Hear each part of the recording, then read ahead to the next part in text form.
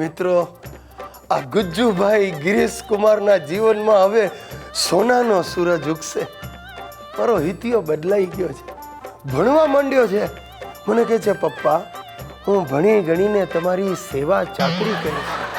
તમે નહીં માનો, મારું ગળું દબાવવાને બદલે હવે રોજ મારા પગ દબાવે છે.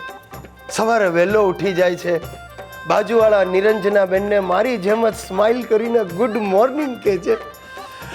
હવે મને ખાતરી થઈ ગઈ છે મારા દિવસો સુધરી જવાના. જય શ્રી કૃષ્ણ પપ્પા. આવો બેટા. જય શ્રી કૃષ્ણ હિતેશ. બેસ બેસ બેસ બેટા. ક્યાં ચાલ્યો? પપ્પા હું અત્યારે ટ્યુશન જાઉં છું. ટ્યુશન પછી સ્કૂલ અને સાંજે ઘેર. વાહ વાહ વાહ વાહ વાહ. બસ આમ જ આગળ વધતો રહે. હા દીકરા. પપ્પા મને આગળ વધવા માટે તમારી થોડી મદદની જરૂર છે. અરે બોલ ને બેટા, શું મદદ જોઈએ?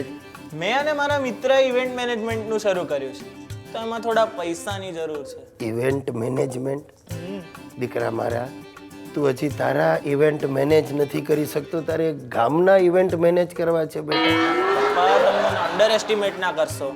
પપ્પા અમે 2 જણાના લગ્ન કરાવી આપ્યા છે. લગ્ન? હા. કોના? મારા સર અને મારા લેડી ટીચરના. એમનું ઘણા વખતથી મેનેજ નહોતું થતું, તે અમે મેનેજ કરાવી આપ્યું. હે? હા, અને એ લગ્નમાંથી અમને 8,000નો પ્રોફિટ થવાનો છે. દીકરા જરા ધીરો પડ. આ તારા પ્રોફિટમાં ક્યાંક મને ફિટ ના આવી જાય. જો તારી આ ઉંમર નથી બિઝનેસ કરવાની, હમણાં ભણવામાં ધ્યાન આપ. પપ્પા, ધીરુભાઈ અંબાણીએ પણ મારી ઉંમરેથી જ ધંધો શરૂ કરેલો. બેટા તું તારી જાતને ધીરુભાઈ અંબાણી સાથે સરખાવે? હલો, આ ભાઈ બોલું. આ ગિરીશ કુમાર? હા હા. શું વાત કરો? નહીં નહીં નહીં ભાઈ, જો ના ના ના, તમે ઘરે નહીં આવતા. હું તમને પાછો ફોન કરું છું, મૂકી દો. હા હા હા. એટલે હિતિયા હરામખોર, આ તે જે ઇવેન્ટ મેનેજમેન્ટ કર્યું એમાં ખુરશીના 12,000 રૂપિયાનું ભાડું બાકી રાખ્યું ને તેને એમ કહી દીધું મારા બાપા ચૂકવશે. અરે પપ્પા, મેં ખુરશીવાળા જોડેથી 12,000 ઓછા કરાવેલા, પણ એ ના માન્યો. મેં કહી દીધું લઈ લેજે મારા બાપા પાસેથી. જા. હરામખોર, તું આમાં મારું દેવાળું કઢાવીશ. પપ્પા મને ખબર છે તમને મારાથી ઈર્ષા થાય છે. એક દિવસ જોજો, હું જ તમને મારા ત્યાં નોકરીએ રાખીશ. ભગવાન, ખરી વાત હતી. મને અંદરથી થતું તું મારા દિવસો ફરવાના. તે આ સાહેબ, તમે બધા આ ગુજ્જુભાઈ ગિરીશ કુમારને ફેમસ બનાવી દીધો, પણ એમાં મારે ઉપાધિ થઈ ગઈ છે. હવે મારી બૈરી સુશીલા મારી વાંહે પડી ગઈ છે. મને કે હવે આપણે ગાડી લેવી છે. મેં કહ્યું ભાઈ આપણે ગાડીનું શું કામ? મને કે ના, સોસાયટીમાં બધા પાસે મારે વટ પાડવો છે.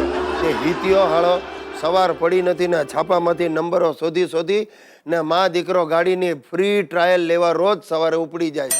એક જ ગાડીવાળાએ તો 500 ગ્રામ ચણા ને 500 ગ્રામ ગોળ પણ મફતમાં આપ્યો. અને 2 દિવસ પહેલા તો ગાડીની ટ્રાયલ લેવા માટે જે સવારથી નીકળ્યા બપોર સુધી પાછા ના આવ્યા. મને ચિંતા થઈ કે આ ગયા ક્યાં.